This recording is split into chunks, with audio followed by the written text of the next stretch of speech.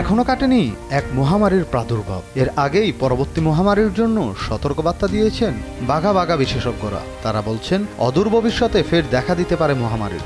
আর এবারেরটি আসবে ইনফ্লুয়েঞ্জা ভাইরাসে। একটি আন্তর্জাতিক জার্নালে আগামী সপ্তাহের মধ্যেই গবেষণাপত্রটি প্রকাশিত হবে। প্রকাশিতব্য ওই গবেষণায় অংশ নেওয়া 57% সিনিয়র রোগ বিশেষজ্ঞ মনে করেন ফ্লু ভাইরাসের একটি স্ট্রেইন পরবর্তী মহামারীর কারণ হতে পারে। গেল 20 এপ্রিল এক প্রতিবেদনে এমনটিই জানিয়েছে ব্রিটিশ গণমাধ্যম দ্য গার্ডিয়ান।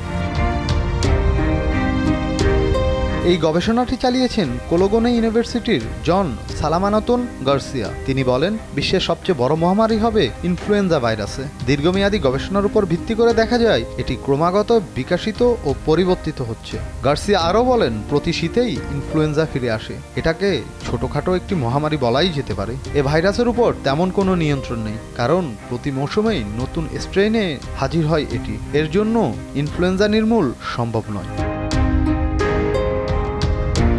গার্ডিয়ান জানিয়েছে, এই গবেষণার জন্য 187 সিনিয়র বিজ্ঞানীর মতামত নেওয়া হয়। আর আগামী সপ্তাহে বার্সেলোনায় অনুষ্ঠিতব্য European Society of Clinical Microbiology and Infection Disease সম্মেলনে এটি প্রকাশিত হবে। গবেষণায় অংশ নেওয়া 21% বিশেষজ্ঞ মনে করেন ইনফ্লুয়েঞ্জার পর পরবর্তী মহামারী হতে পারে একটি ভাইরাস, যার নাম দেয়া হয়েছে ডিজিজ এক্স। তবে এই বিষয়ে এখনও তেমন কিছু জানেন না তারা। তাদের বিশ্বাস, পরবর্তী মহামারীটি এমন একটি অণুজীবের কারণে ঘটবে যা এখন পর্যন্ত শনাক্তই করা যায়নি, ঠিক যেমনটি ঘটেছিল কোভিড ভাইরাসের সময়।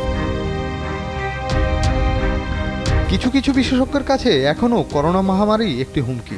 গবেষণায় অংশ নেওয়া 15% বিশেষজ্ঞের মতে করোনার জন্যই অদূর ভবিষ্যতে নতুন মহামারী আসতে পারে।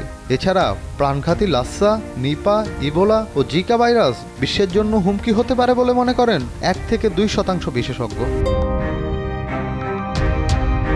এপ্রিলের মাঝামাঝিতে ইনফ্লুয়েঞ্জা নিয়ে একটি সতর্কবার্তা দেয় বিশ্ব স্বাস্থ্য সংস্থা। ওই সময় বৈশ্বিক সংস্থাটি জানায় H5N1 স্ট্রেইনের ইনফ্লুয়েঞ্জার প্রাদুর্ভাব বাড়ছে। প্রতি বছর লাখ লাখ প্রাণী এই ভাইরাসে আক্রান্ত হচ্ছে। 2020 সাল থেকে এর প্রাদুর্ভাব বাড়ছে। এতে লাখ লাখ পোল্ট্রি মুরগি মারা যায়। এছাড়া লাখ লাখ বন্য পাখিও মারা গেছে এই ভাইরাসে। সম্প্রতি গৃহপালিত পশু পাখিও এই ভাইরাসে আক্রান্ত হচ্ছে। ইন্টারন্যাশনাল ডেস্ক, দেশ টিভি।